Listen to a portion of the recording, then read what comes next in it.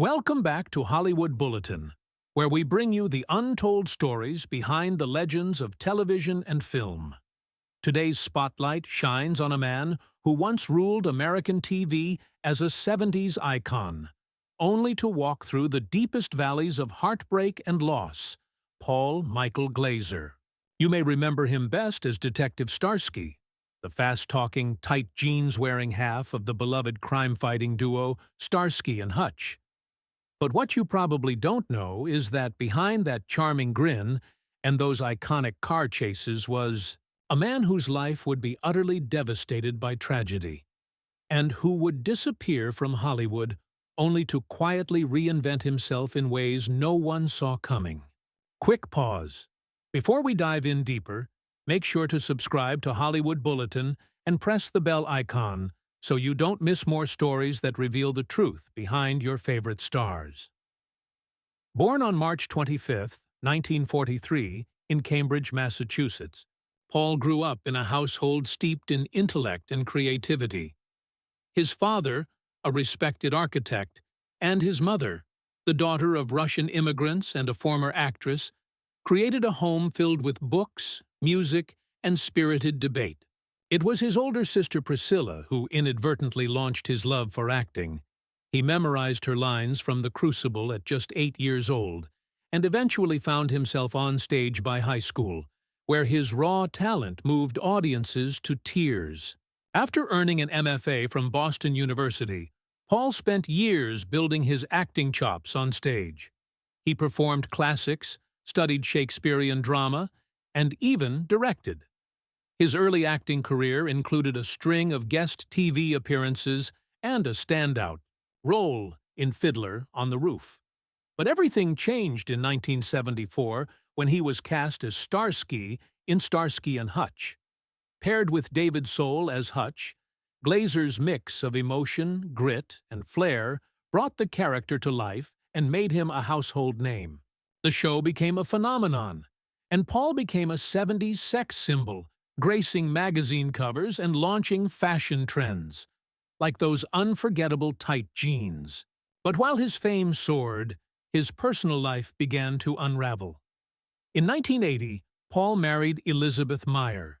Their union was filled with promise, but it took a tragic turn in 1981 when Elizabeth required an emergency blood transfusion during the birth of their daughter, Ariel. Unbeknownst to anyone at the time, one of those pints was contaminated with HIV. At a time when the virus was still poorly understood and heavily stigmatized, Elizabeth had unknowingly passed it to both Ariel and their newborn son, Jake. The diagnosis came as a shock in 1985. Elizabeth and the children were HIV positive. Paul, miraculously, was not. What followed was years of secrecy and suffering. Doctors warned the family to stay silent, fearing public backlash.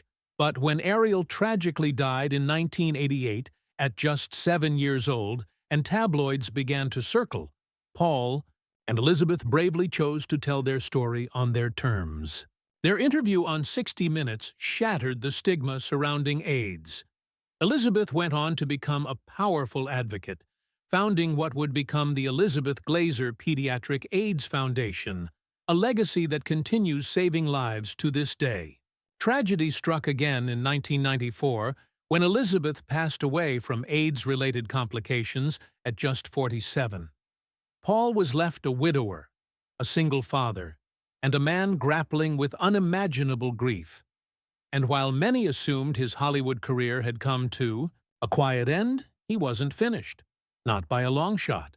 Paul reinvented himself as a director, helming episodes of Miami Vice and the cult classic The Running Man, starring Arnold Schwarzenegger. Despite being thrown into chaotic productions with little time to prepare, he delivered. Then, in the 1990s and early 2000s, he directed The Cutting Edge and Kazam, films that didn't always hit the mark critically, but proved his resilience in the industry.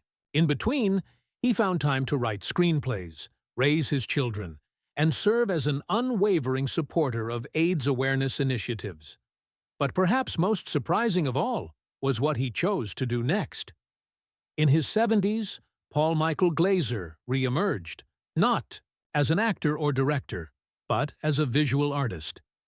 In 2018, he held his first solo art exhibition titled Act 3, featuring vibrant, abstract works that spoke volumes about grief, healing, and hope.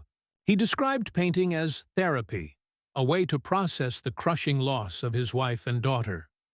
Critics praised the emotional depth of his work, his late-life pivot to painting, and even writing fantasy novels like Crystalia and The Source of Light revealed a man who never stopped evolving, never stopped creating.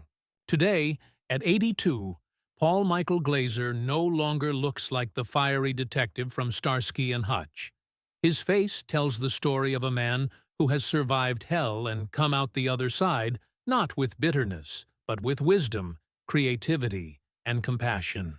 He still acts occasionally, most notably in shows like Ray Donovan, where his performances hint at the emotional battles he's fought in real life. His journey is not one of a fading star, but of a man who turned tragedy into advocacy, fame into purpose, and heartbreak into breathtaking art. He may have once been defined by a flashy car and a badge, but now he's known for something far deeper: resilience. Thank you for joining us here on Hollywood Bulletin. If you were moved by Paul Michael Glaser's powerful story, don't forget to like this video, leave a comment, and subscribe with the bell icon turned on so you never miss a glimpse behind the curtain of Hollywood's greatest legends.